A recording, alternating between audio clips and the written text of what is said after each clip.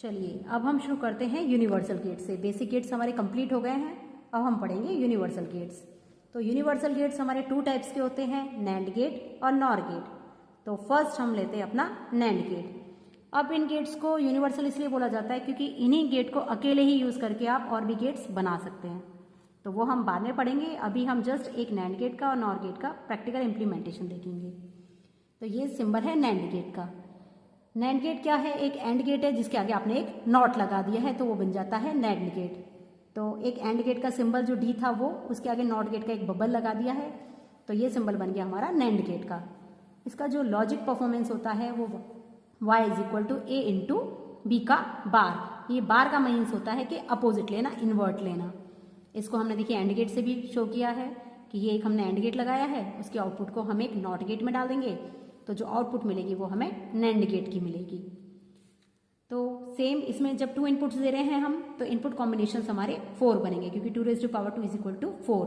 तो हमने यहाँ 4 कॉम्बिनेशन बना लिए अपने इनपुट के, 0 0 0 1 1 0 और 1 1। ये इनपुट के हमारे 4 कॉम्बिनेशंस बन गए जिनसे हमें आउटपुट मिलेगी। तो चलिए हम फर्स्ट वाला अब अपना ट्रुथ टेबल से वेरीफाई करते हैं। तो सबसे पहले हम यहाँ कनेक्शंस कर लेंगे अपने।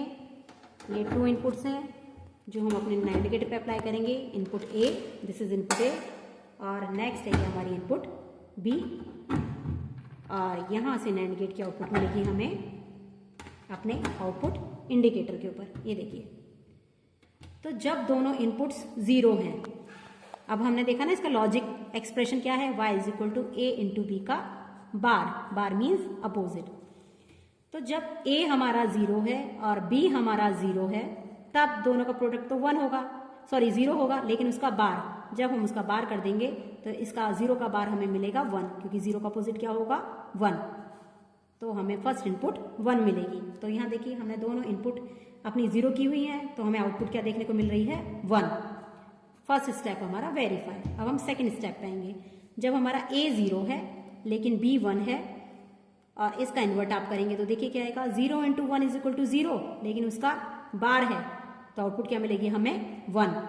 तो यहाँ पे हमें सेकंड ट्रुथ टेबल में देखिए 1 आएगा। जब हमने a को तो 0 किया है बट b को 1 कर दिया है तो भी हमें क्या देखने को मिल रहा है 1। Second step completed. अब हम थर्ड स्टेप पे जाएंगे।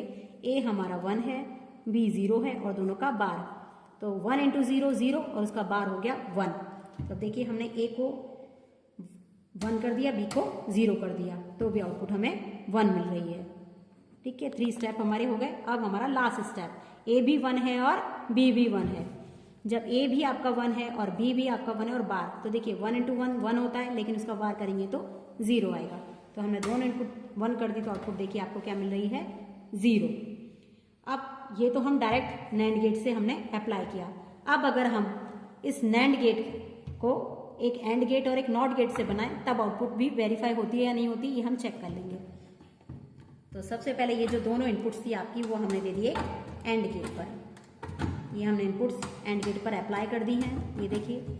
और एंड गेट की आउटपुट जो है, जैसे यहाँ आप देख रहे हैं इस डायग्राम में, एंड गेट की आउटपुट को हम कहाँ दे देंगे, नॉट गेट की इनपुट पर। ये नॉट गेट की इनपुट है और ये एंड गेट की आउटपुट है। तो हमने ये इसकी एंड गेट की आउटपुट को नॉट गेट की इनपुट पे अप्लाई किया है और नॉट गेट से आउटपुट हम अपने आउटपुट इंडिकेटर पे चेक कर रहे हैं। अब देखिए ट्रुथ टेबल सेम वही, जब दोनों a और b 0 हैं तब हमें आउटपुट क्या मिल रही है 1। अब हमारी a अगर 0 है और b हमारा 1 है तो आउटपुट हमें क्या मिल रही है 1। अगर a हमारा 1 है और b 0 है तो भी आउटपुट हमें क्या मिल रही है 1, लेकिन अगर दोनों 1 है तो आउटपुट हमें क्या मिल रही है 0।